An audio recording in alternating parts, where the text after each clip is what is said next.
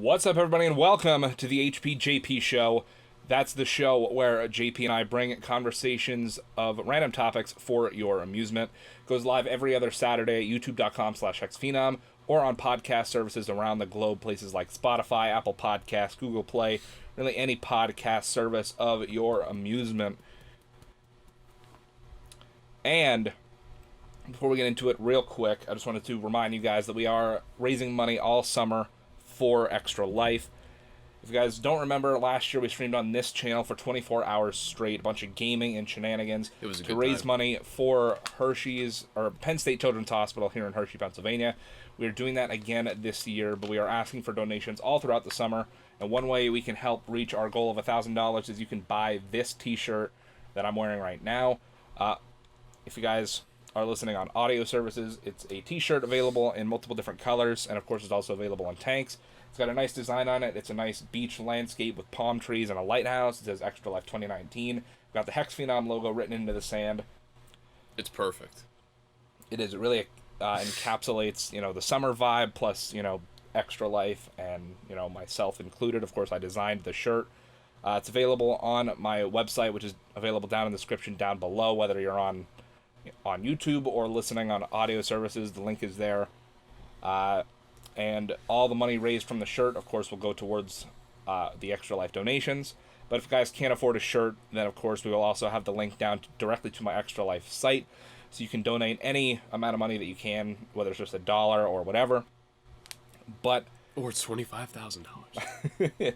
But thank you guys for donating last year, and hopefully we can hit our goal of $1,000. So please help me help the kids.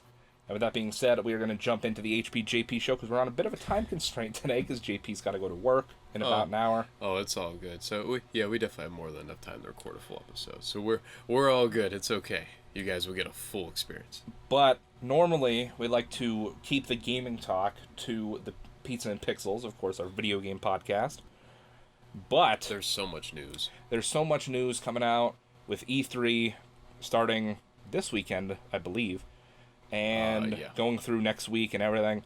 So we decided that we're going to talk about kind of like predictions and stuff that's rumored to be at E3 this week, and then next week we'll talk about all the news. We'll do a whole news roundup of everything happening at E3. So with that being said, we're just gonna go down the line. Of course, we had Watch Dogs 3 Legion was leaked and then formally announced by Ubisoft, which they will show off more at E3. I'm really excited for that game. What really got me was the fact that you could apparently, as rumor states, you could play as any NPC, which is really strange. I but wonder I'm how not that'll surprised. work. I wonder if it'll be like every time you die you take control of a new NPC, or is it that your character can transform into any NPC? We'll have to wait and see. Or is it going to be like Destroy All Humans, where you could just become that person? Who knows? Yeah, we'll have to see. We'll have to see. Another thing is while Sony won't be at E3, there was an interview with CNET, which we'll probably do a little bit of a deeper dive into on Pizza and Pixels next week. But just to give a short summary, they talked about a couple of the new features that Sony has planned for PS5, which includes the use of a custom-designed solid-state drive, which we talked about before, as the default storage option, native 4K 120 FPS gameplay with the possibility of games playing in 8K, plus backwards compatibility with games released on the PS4, which we also already talked about. This is very true. I'm excited. So, E3 officially begins Tuesday, June 11th, and ends on Thursday, June 13th. But of course, all the press conferences happen the weekend beforehand. Exactly. So that's why we're even more excited. You never know what'll come out of that. EA Play kicks off today, Friday, June 7th, at the Hollywood Palladium. Oh shit! Wow. Although EA is not having their own press conference, but they are doing little 30-minute live streams to talk about some of the new games coming out. The EA Play live stream event kicks off at 9:15 a.m. PST, and ticketed fans are welcome to join EA at the Hollywood Palladium Saturday, June 8th. So EA Play starts today. I don't think they're doing any live streams today. I think it's just for attendees. I think the main live stream starts tomorrow. EA has an early lead going into 2019, with its plans already detailed on the publisher's website. But and then they have in this article a nice little keynote or notes on what to expect from EA Play. So at 9:15 a.m. PT Pacific time, we have the countdown to EA Play, so like a pre-show. At 9:30 a.m. there's the Star Wars Jedi Fallen Order panel or live stream hosted by Greg Miller and Andrea Renee. Oh, okay, so that explains the post I saw from Greg really briefly today about that EA script or whatever the hell it was, and he goes, "Daddy's going to work, baby." Okay, that's cool. 10 a.m. PT is Apex Legends, hosted by Alex Golden Boy Mendez. 10:30 a.m. is Battlefield 5, hosted by Julia Hardy and Adam Freeman. 11 a.m. is FIFA 20, hosted by Alex Golden Boy Mendez. 11:30 is Madden NFL 20, hosted by Adam Rank. They're on their 20th game. Oh my god, wow. Holy shit, that's crazy. Well, I think Madden has more than 20 games. I think it's... The main series, though, I'm like, wow, that's crazy. Madden's always had a lot of games, but wow. Well, Madden NFL 20 is for the year 2020. For 2020. I'm just sitting there like, jeez. I think they've had more than 20 games, because the first Madden that they came out with I remember playing on Xbox One and PS4 was called Madden 25 for 25 years of 25 Madden years games. of Madden, I was just saying. So I would assume they're at like almost 30 now. Assuming there was one released every single year since they started, which I think there was. God, they had a lot of games. Wow, that's a throwback. And then noon, 12 p.m. PT is The Sims 4, hosted by Andrea Renee, which I don't know why they're talking about The Sims. That game is so old. There's probably a new expansion coming out, but I don't know if that's necessarily worthy of a place on this live stream. Yeah, I think people anymore just want The Sims 5. I mean, Sims are The Sims, though. So nostalgia. I mean, yeah. I mean, obviously the big thing is going to be Star Wars Jedi Fallen Order, because that's the game we know about the least on there. Apex Legends is just going to be them detailing Season 2 of the Battle Pass and whatnot. Battlefield 5, I don't know what they're going to talk about there. And then FIFA and Madden is just going to be FIFA and Madden, you know, the usual FIFA and Madden stuff. The usual ordeal. Not sure if they'll talk about NHL and NBA. But, I mean, FIFA and Madden sell so much better than NHL and NBA. Yeah, it's kind of just like, yeah. So we have Square Enix. Their press conference is going to be Monday, June 10th at 6 p.m. PT or 9 p.m. Eastern. That's typically was Sony's slot, but Square Enix kind of dived onto that one. Kind of dived into that knowing that Sony wasn't going to be there. Thanks to a tweet posted, we do know that Marvel's Avengers game is going to be shown there, as well as Final Fantasy VII Remake. Wow, the game for Marvel. Ooh, I wonder if that's going to be good.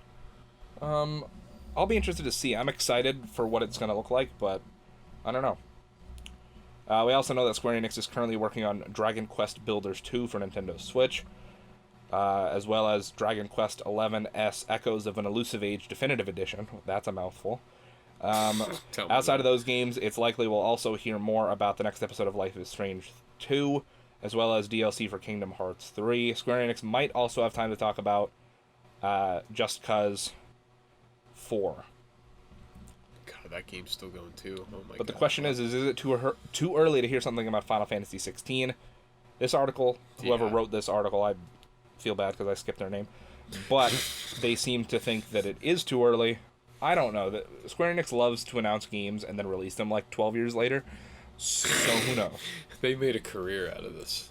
So Microsoft, which is at E3, who knows? Obviously, their keynote time will be Sunday, June 9th at 1 p.m. PST or 4 p.m. Eastern. As of right now, Microsoft is the only one of the big three console makers that's definitely going to E3. Of course, there will be a Nintendo Direct for E3, but... Oh, that's just their normal stream, right? Yeah, that gives Microsoft a bit of an advantage if it decides to debut its next-gen console, codenamed Project Scarlet, and it might be the reason why Sony is avoiding the show altogether. Honestly, that might just be why. We're still not exactly sure what Microsoft is going to show us in terms of hardware. We're likely to hear more about xCloud, Microsoft's new game streaming service, and new updates to Xbox Game Pass. Less likely, Microsoft could have demos for HoloLens 2 in a similar setup to a few years ago, when it paired the hardware with a demo of Halo 5, but that's on the far fringes of what's likely. In terms of games, we're predicting that Microsoft's first party should be there in full force with new footage of Gears 5, Halo Infinite, and, as always, a new Forza title. The whole posse. The whole posse is going to be there. Last year, Microsoft announced the acquisition of several new studios, including The Initiative, Undead Labs, Playground Games, Ninja Theory, and Compulsion Games. So hopefully we'll start to see something of these projects that these companies have been working on. That's kind of cool. Bethesda, their keynote time will be Sunday, June 9th at 5:30 p.m. PT. The Elder Scrolls 6. Regardless of Sony's plans, we know that Bethesda will be holding a showcase event at E3. Close in time to last year's event. So what we can expect to see. It's almost a given that we'll hear updates for legacy titles like The Elder Scrolls Online and Fallout 76. God. As well as the previously announced Doom Eternal from partner id Software. In between bombshell announcements, we're also likely to hear more about Bethesda's free-to-play and mobile offerings like Elder Scrolls Blades, which is due out later this year, and The Elder Scrolls Legends, a free-to-play card game that's in the same vein as Hearthstone. Unfortunately, Bethesda has confirmed that both Elder Scrolls 6 and Starfield are not going to be at E3, which it'll be interesting to see if they announce anything else other than what we already know, because it would be kind of weird for them to have a press conference they talk about... and to not announce anything new, you know what I mean? I mean, Doom Eternal is new, but we already know about that game, you know what I mean? I'm actually questioning why they're even giving a lot of time to Fallout 76, because that game, oh man, they knew that was broken and they threw it out there, so maybe I've heard the game's improved a lot. I feel like they might announce like an expansion or like a make good or something. Yeah, maybe. something, but I don't know. We'll see. It's the only reason why I could see them talking. At least if they're committed to fixing it, then hopefully they can. I have to give them something. Unlike EA, who seems to just be throwing Anthem out to the fucking trash bin, to the dumpster. They're just tossing. They're just fucking yeeting it out to die. You guys got a half-ass game. Let's put it out right now. Because BioWare's already moving on. Well, BioWare has multiple studios, but they're already moving on to work on the next Dragon Age game. And I know that they've moved head developers off of Anthem to work on Dragon Age 4. So things aren't looking good for Anthem. And because of that, they've had to delay a lot of what their roadmap looked like. So who knows if that game will even survive another couple months. Can you imagine seeing their original roadmap overlaid with their current roadmap? It'd be like, wow, shit. Should be very interesting. This part that's titled Sony at E3 is basically just like, hey, sorry, Sony's skipping E3. I like the photo. Crash just scratches his head like, oh. It's like, damn. Ubisoft at E3, their keynote time is Monday, June 10th at 1 p.m. PT, 4 p.m. Eastern. I feel like Watch Dogs is like the highlighter there, or The Division. Ubisoft will be back at this year's E3. The developer/publishing house has a lot on its plate for early 2019, including Tom Clancy's The Division 2, as well as Trials Rising, both of which came out in February to March. Hell yeah. But hasn't said what's coming later this year.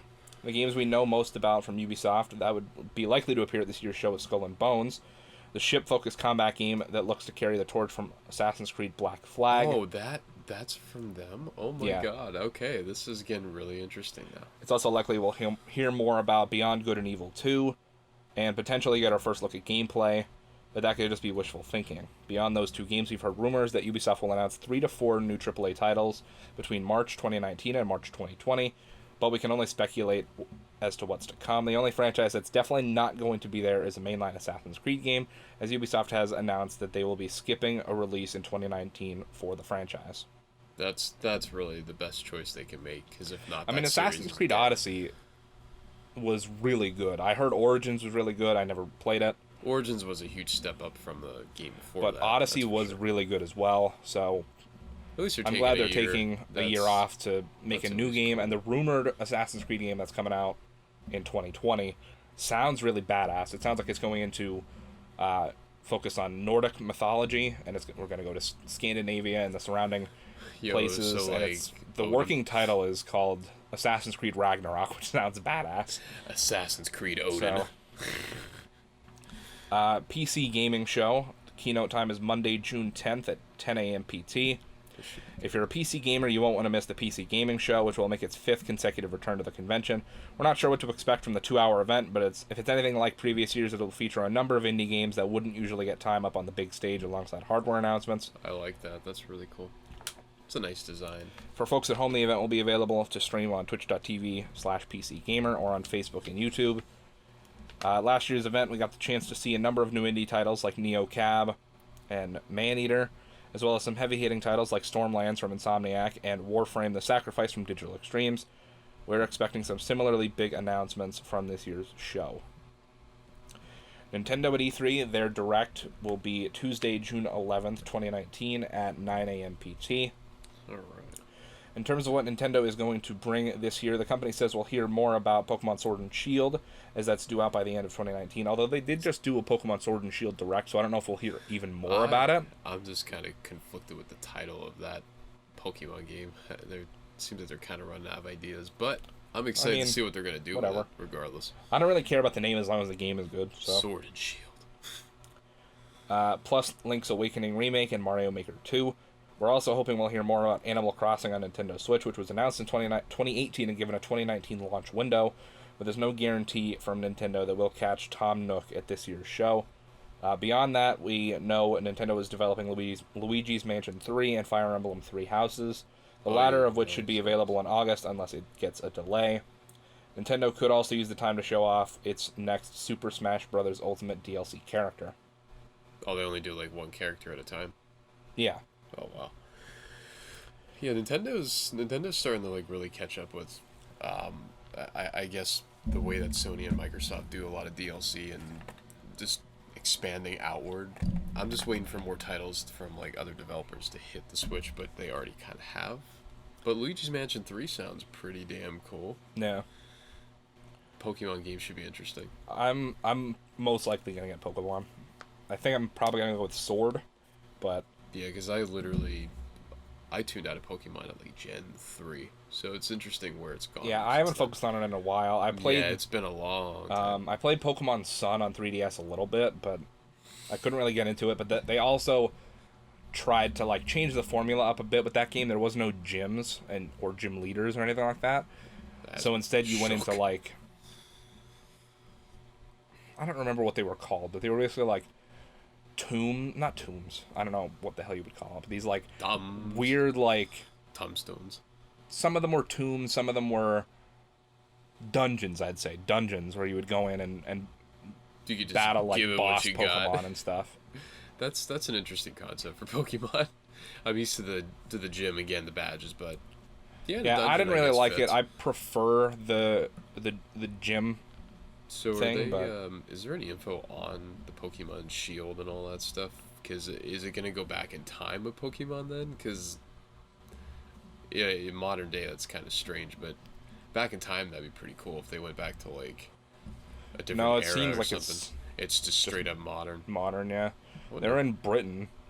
Whoa. Not actual Britain, but it's called the Gala region, but it's basically based on the UK. For the most part. That's actually pretty cool. Nice. They showed off the legendary Pokemon for the game that would give it the name Sword and Shield. I don't remember what they're called, but it's like two wolves. One is like holding a sword in its mouth that it swings around, and then the other one has literally like a shield over its face, which looks kind of stupid, but bring it on. Google Stadia. At E3. Google's actually... They're not going to be at E3, but they had a keynote yesterday, which, granted, I didn't get to read much of, but I can find an article quick and we can talk about it. Wow, that's crazy. In 25-minute... Oh, they updated it right here. So, in a 25-minute presentation held on June 6th, which was yesterday, Google Stadia boss and former Microsoft VP Phil Harrison gave us our first tangible details about the new streaming service coming later this year. So... Stadia will cost $9.99 per month and will allow you unlimited game streaming in 4K HDR at 60 FPS. You can play on your TV with a Chromecast Ultra or your laptop or desktop in a Chrome browser. You'll also be able to game on your smartphone as long as you own a Google Pixel device. Oh my fucking god, they really covered the market with that. Damn. So there's definitely more to the Google Stadia thing, which since this is the end of that article, I'm going to hop into see if Google there's Stadia. Any more of like what that is. So, let's see. Let's see what we got. That's insane though, knowing that Google is getting full on into the gaming streaming business and just kind of, and then obviously we know the Sony Microsoft thing that happened, but wow, that's crazy. They gave it a November 2019 launch window, not a date yet. It will launch in territories including the... Okay, well, thanks for that article crashing. It'll launch in a crash. It'll launch in November 2019 in territories including the USA, Canada, and UK. How much will it cost? $9.99 a month for full 4K HDR streaming via Stadia Pro, or you can purchase games a la carte with Stadia, with this base Stadia membership, which is free. But of course, you won't be able to. It won't be like a subscription, so you will have to, buy games individually. And this article crashed yet again. Beautiful. Progress. Beautiful. Beautiful. It's true though. 13 out of 10. Making some progress. 13 out of 10. Hell yeah, I'll take it. Let's see.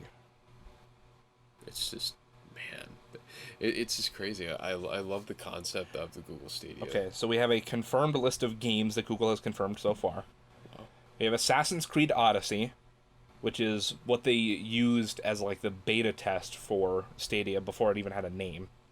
Oh my god, that's crazy. Borderlands 3, Baldur's Gate 3, The Crew 2, Darksiders Genesis, Destiny 2, Doom Eternal, Dragon Ball Xenoverse, The Elder Scrolls Online, Farming Simulator 19, Final Fantasy 15. The article crashed again. That's a great game. I like that game. I love it. It's my favorite game to play. It's my favorite game. Football Manager, Get Packed, Grid, Guilt, Get wrecked. Just Dance, Metro Exodus, Mortal Kombat 11, NBA 2K, it doesn't say a year, so I just 2K20 probably. Power Rangers Battle for the Grid, Rage 2, Rise of the Tomb Raider, Samurai Showdown, Shadow of the Tomb Raider, Tom Clancy's Ghost Recon Breakpoint, Tom Clancy's The Division 2, Tomb Raider Definitive Edition, Thumper, Trials Rising, and Wolfenstein Youngblood. I wonder how Just Dance is gonna work if your connection is not like the best. It's same with like the Division 2, but I'm sure if you have... God, the article crashed again. Beautiful. If you have Josh's internet, you can do whatever the hell you want on Google Stadia. And they'll be like, sir, what's his internet? 500 up. Again... Or down. Yeah. So not much more is known, other than what we covered a couple of weeks ago on Pizza and Pixels. Pretty much it just... This article goes into a slightly more depth about the subscription service. So apparently the subscription service part of Google Stadia isn't going to give you every game available. It's just going to be some free games every month. But there are still some games that you'll have to buy to be able to play. Wow. Okay. So basically what it is the base membership, so the free one, you can play up to 1080p, up to 60 FPS. You'll get no free games, so every game you'll have to buy individually. But you still have unlimited access to be able to play those games you buy, and yeah. So then the subscription service is free games every month. You'll still have to buy other games that you want, but you also can play 4K up to 60 FPS, HDR, and so that's kind of the difference between it. But $9.99 a month for free games and to be able to play up to 4K, I mean, it's not a bad deal, to be honest with you. I thought it was... If you're into Google Stadia, yeah. I mean, why not? But yeah, I thought originally it was going to be like, oh, hey, you pay us $100 a year, you could stream whatever the hell you want, download whatever you want. I didn't know you had to pay and then pay on top of that, or buy certain games. Especially with those games that were announced, those are all like big AAA games. Yeah, so I can understand why they wouldn't want to do something like that. Wow. But it's still interesting. I'm just ready to see what Sony and Microsoft do together. So the subscription is essentially $9.99 to upgrade to get a couple of free games a month. And to be able to stream in 4K instead of 1080p. So if your internet can't really handle the 4K, is it worth it to pay the $9.99 for free games? It also depends what the free games are going to be. Because if it's going to be like, oh, maybe one month you'll get Assassin's Creed, maybe that'll be worth it. But What if you don't play Assassin's Creed? You know? yeah, but also like Yeah, it's most likely going to be indie games probably. for at least Which for ain't a bad. while, Which ain't bad. which It's isn't just- bad, but it's just for what they're building this to be. It's kind of like a horrible grid to do. But yeah, they It's also should be the- very interesting to see what they do. you also have to talk about the fact that Google Stadia is like you can only play with an internet connection. Yeah. So if you don't have an internet connection, or if your internet connection is slow that day or whatever, you won't be able to play at all. You'll be just locked out just immediately. It's like, damn. So if you think about it, it's like, yeah, it's cool. Like, yeah, they're kind of giving the thing like, oh, as long as you sign into your Google account, you can play anywhere. But if I say take my laptop to a hotel, the hotel Wi-Fi is going to be trash, so I'm not going to be able to play anything. You know what I mean? So it's like you pay them to be blocked out of their service for your own scenario.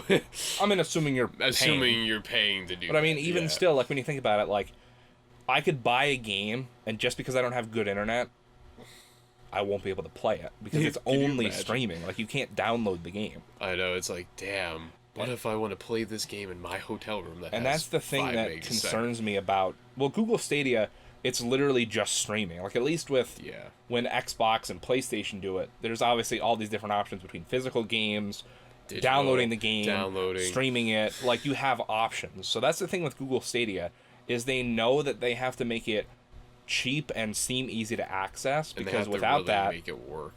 Yeah, that's then there's no true. point in investing in that over yeah. Over the PlayStation others, Now yeah. or xCloud when it comes out. So they're kind of going from like they're like sneaking their way like around what we've seen that is obviously Sony and Microsoft streaming, but And they also announced, here, let me see if I can find it. That wasn't in the article, but I know they announced some sort of Google Stadia starter pack. starter pack. You Google get you Stadia. get a scumbag Steve hat. Starter pack. I think it'd be funny if someone made a meme of the Google Stadia starter pack, and it just was like hipster trendy things in one bundle, and then they had like $9.99 a month. You too can game for Okay, it's $9.99. called it's called Founders Edition. Google Stadia Founders. The Founders Pack, because you built this service on your back. Okay. I like the $100. logo. The logo for it is pretty cool. Okay, is it going to tell me about this Founders Pack? Because that's what I'm trying to figure out. Are we gonna get some info, or are we gonna be just lost? Oh my god. Lost in the show. Tell me about the goddamn Founders Edition. That's all I care about. Tell me about what I want to know. Oh my god, that's funny. Oh my god. Tell me what's good, man.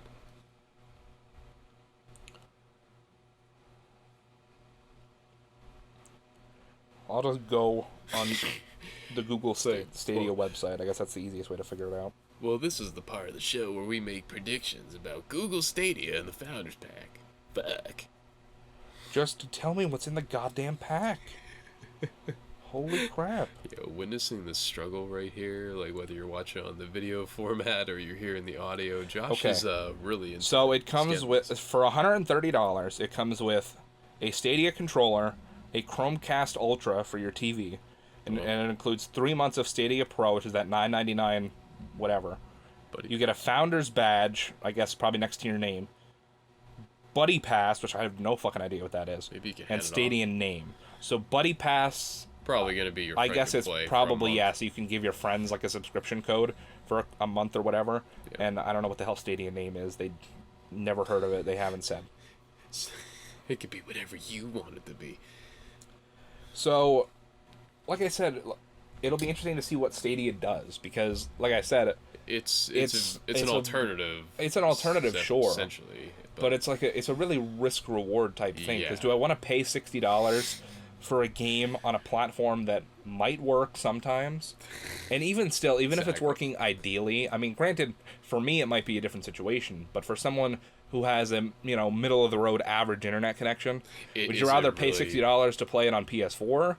Or would you rather pay $60 to play it on something that relies on your internet connection being great at all times? I kind of want to look at And- the logo again. Let's see that logo. Even still, even if your internet connection's great, like, there's gonna be more latency than just playing it on a console or on Exactly. or on your normal like Steam or Epic Game Store or whatever. Microsoft logo. So that's the thing. I mean, even with... It's a nice logo, though, too. I mean, it's interesting when you look at the services. I mean... I don't know if my camera will pick it up. It's a very, very nice, different kind of logo, and I mean, it fits the service. It's something that is... It's kind of what you were expecting, but it's something very, very new for, like, today's standards. Now, like he said, it's a very risk-reward service, but, I mean, this is Google doing it. They're pretty loaded, so maybe it's not that much of a huge gamble for them. Yeah. It's just something new they want to do for shits and giggles, but... Yeah, it could be a very interesting service. It could be a horrible service. You know, it could be whatever the hell it wants to be. Yeah. But if you have a really good internet service or a provider, package, whatever, I think it'd be worth trying. It's a little different, but... If they ever have, like, a free trial or, like, a free weekend where, like, hey, come play this game, it's free on Stadia for the weekend, whatever. I think that maybe I'll jump into it, but I don't know if I'll ever go on there and just be like, hey, let me buy Assassin's Creed, which I already have on PS4, or let me go buy Doom Eternal on Stadia. I would have to have a free game, but I'm also not going to pay the subscription to get a free game to play it. So I don't know. It's very true. But I also feel like I would want to play a game that I've played on consoles to be able to tell, like, if there's some sort of massive delay, or if there's if it looks better or worse, or what. If it performs better. Exactly. Is the performance really, like, up to what you would expect from Google? And especially, I mean, not to harp on it too much, but PC players, people who play, like, you know... PC Master Race. Yeah, PC Master Race guys are going to scoff at Google Stadia because they're going to be like, I can only play at 60 FPS.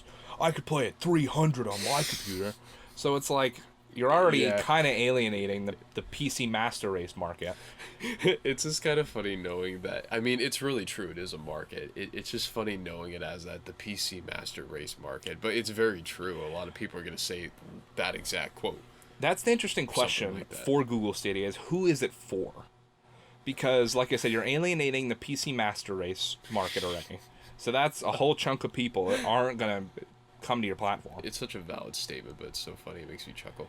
You're also, as of right now at least, the only people that can play it on a phone is people who have a Pixel.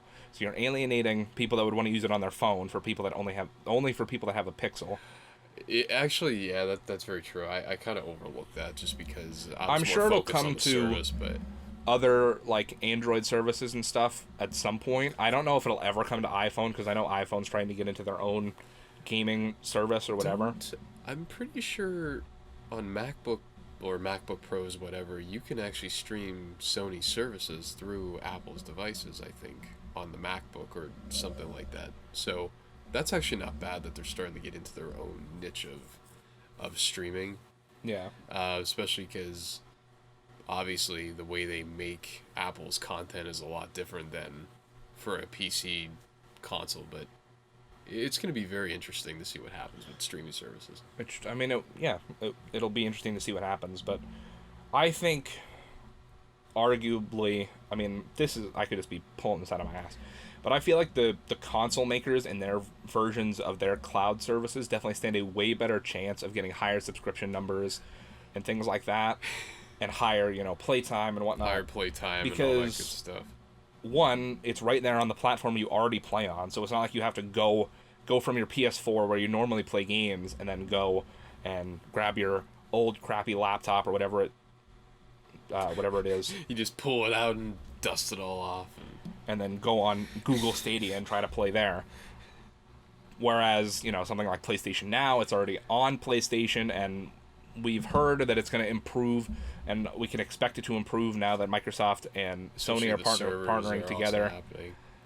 So it's a very great time to be. I've already been subscribed to PlayStation Now for a while, but oh dang, nice, okay, that's cool. To me, it's like I would much prefer to be able to be like, oh, okay, I already play on PlayStation. PlayStation Now is right here. Look through their catalog of games, and to be able to play it. And when you think about it, I mean, granted, okay, yeah, you would need to already have a PlayStation, which is what, $300.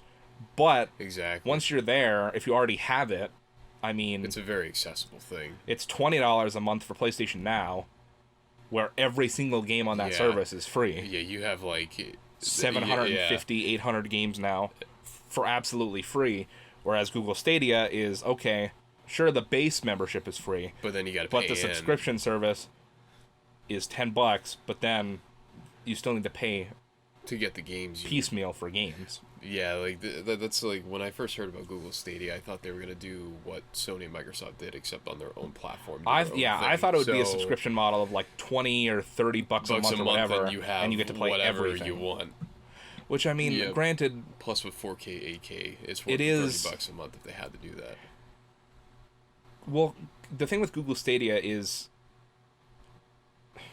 they can't just be like, okay, $30 a month and you could play all these AAA games like day and date on release for free, because like stuff like Doom Eternal, like that would piss off the publishers more than anything. Can you imagine that?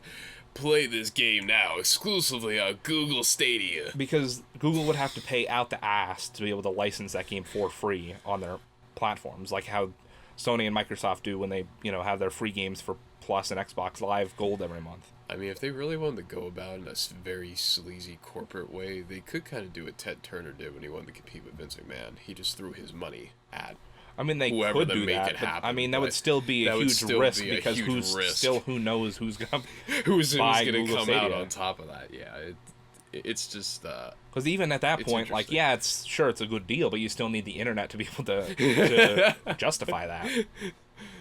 Well, Eric. Which in other territories, I mean, granted, a lot of other territories are ahead of the United States in, average internet speed and whatnot. But, I mean, U.S., I would assume, is going to be Google's biggest market. I'm assuming we also have to kick our internet speed up some more, possibly. But, yes, I mean, we definitely do. Our average is still around, like 10, 15? 10 somewhere. I think it's like 10.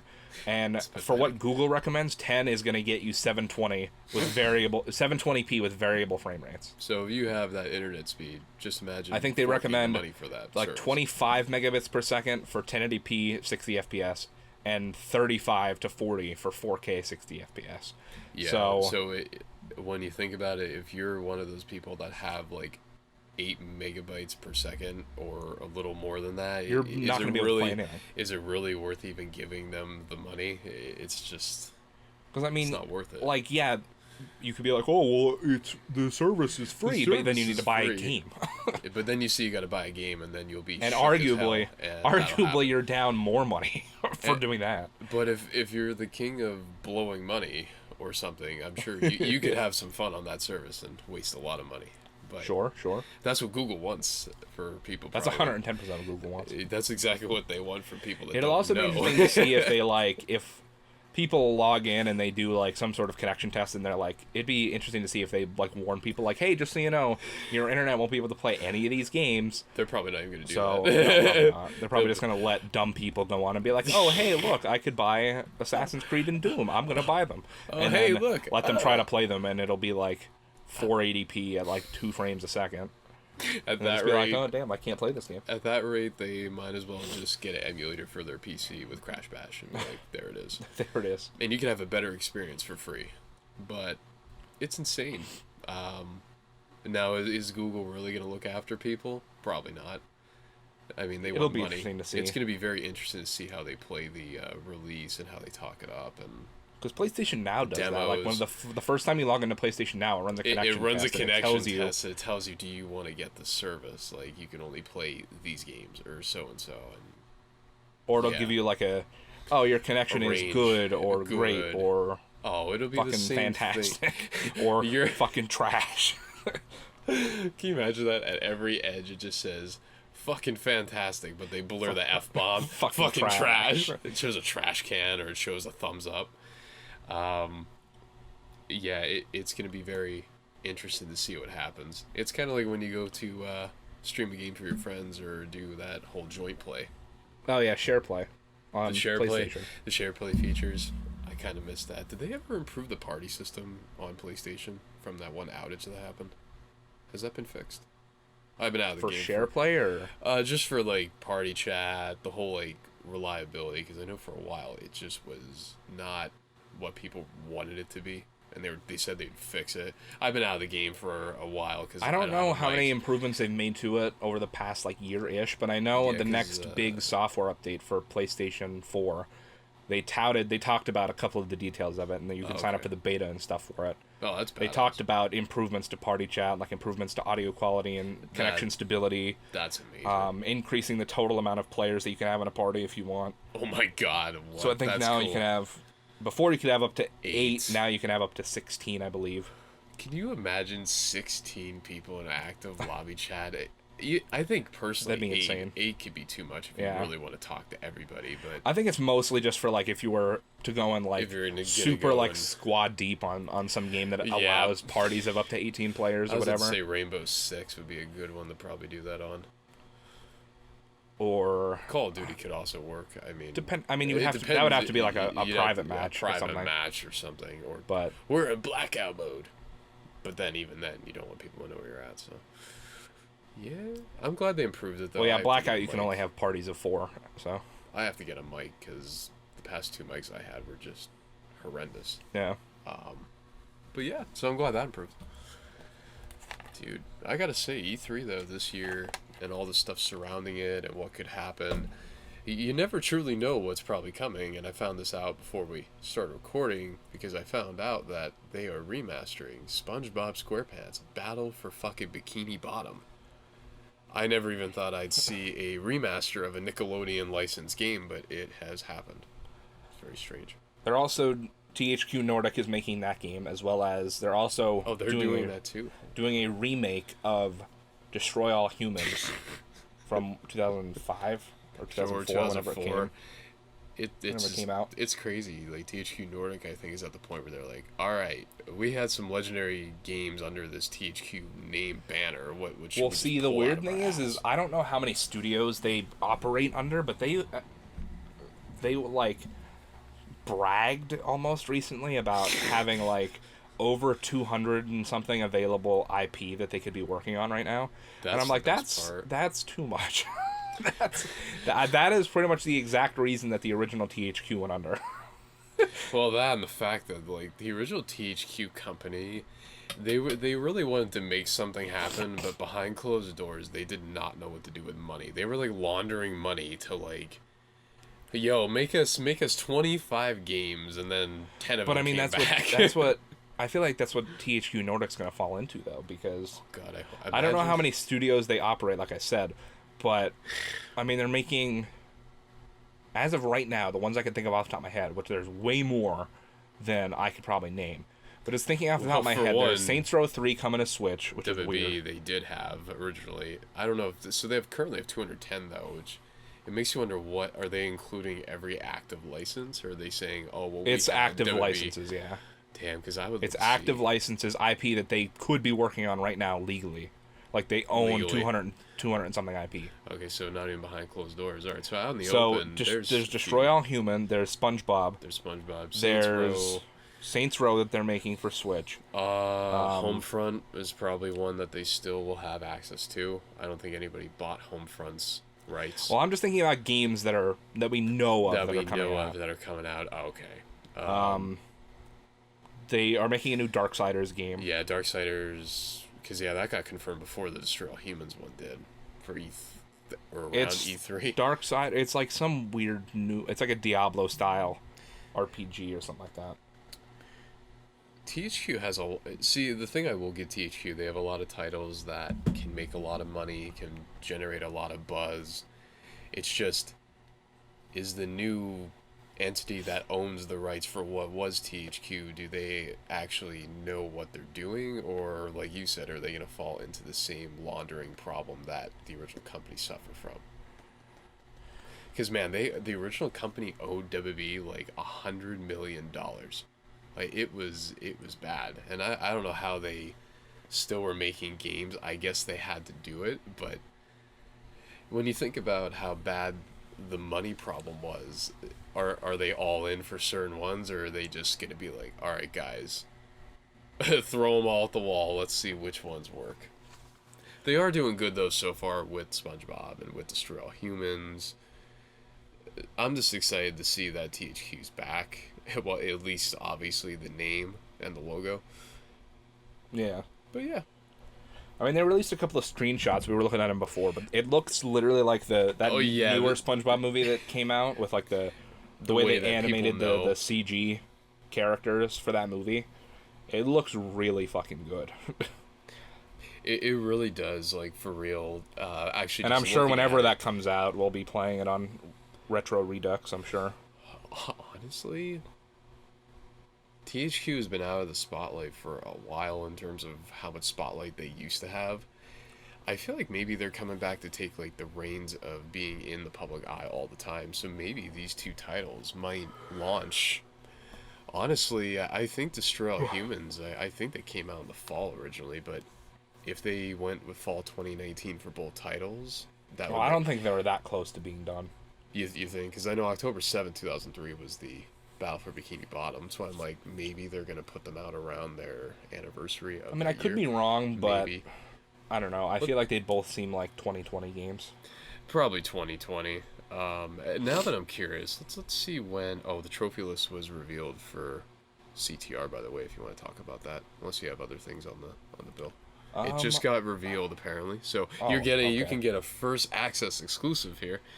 I didn't see that, but I will look it up. Okay, so let's see when Destroy All Humans first came out. I know it was a long time ago, probably 2004, 2005. It came out in June 2005. So if they did it next year, a 15-year anniversary would be pretty fitting. Oh, that's not what I'm looking for. Okay, so let me see what Google suggested to me. Okay, 9 hours ago, Power PX put it out. I actually have it on my phone if you want me to go down it. CTR Nitro Fueled. Well, I can tell you one thing. Platinum... hang on. While he's grabbing that, the Platinum Trophy name is so fitting. It's called Whoa! Nice.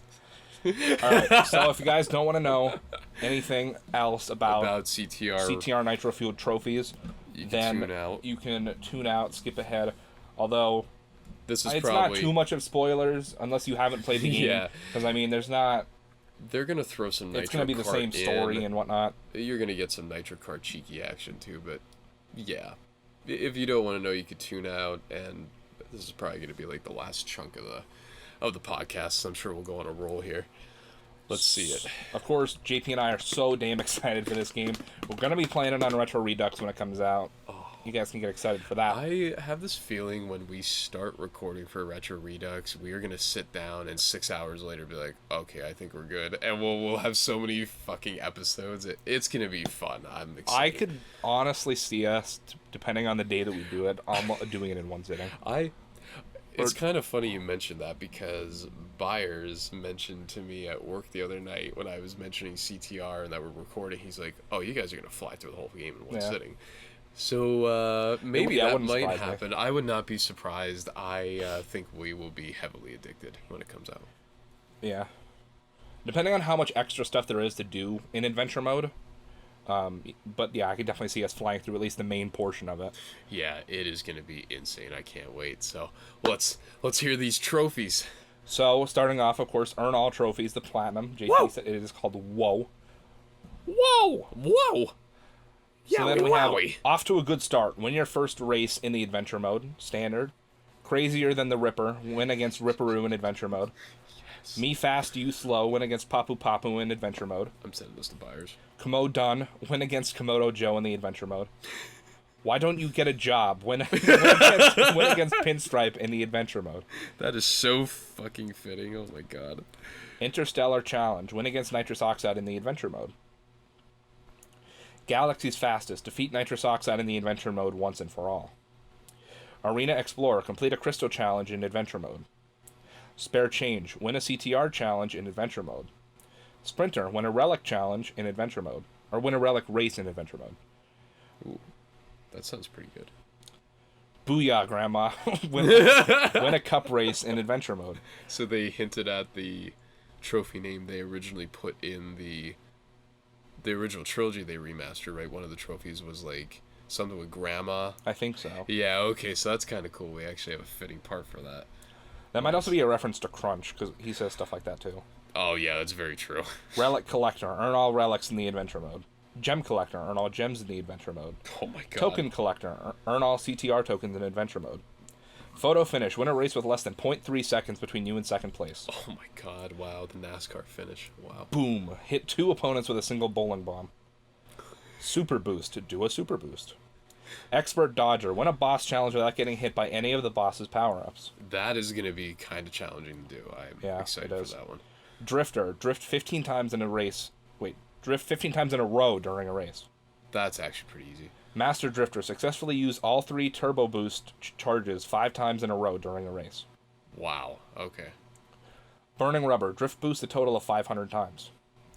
Yeehaw. Complete the adventure mode on hard difficulty. They have difficulties now? This is going to be really insane. Well, we only have to do it on Legend or Hard, whatever the hell's on it. Yeah. Of course.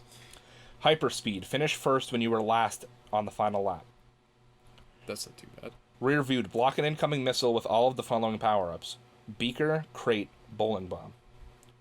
The new Time Master. Beat all of Nefarious Trophy's times in time trial mode. Wow, I had a feeling that trophy was coming. That's what I originally did in the... Gasmoxian and Slug. Beat all of Nitrous Oxide's times in time trial mode. Wow, okay, this is going to be a very hard platinum to get just from that trophy alone. Natural. Win a race without using any power-ups. Nitrostalgia. Finish first on all tracks, CTR and CNK. Oh my god, that is cool. Can't Hide from Me. Successfully land all 3 missiles from a triple missile power-up. Unlock Spyro. Damn, Weapon Technician. Use every power-up once. Race and Battle Arena. Dungeon Vaulter. Use the shortcut in Cortex Castle. Oh my god, they have the shortcuts. Thank you. Arctic Hurdler. Use the shortcut in Polar Pass. Winter Time Off-Roading. Use all of Blizzard Buff's shortcuts in the same race. Pyramid Parkour. Use all of Papu's Pyramid shortcuts in the same race. Puddle Hopper. Use the shortcut in Crash Cove. Half Pipe Karting. Use the shortcut in Sewer Speedway. Let Me In. Use the shortcut in Tiger Temple.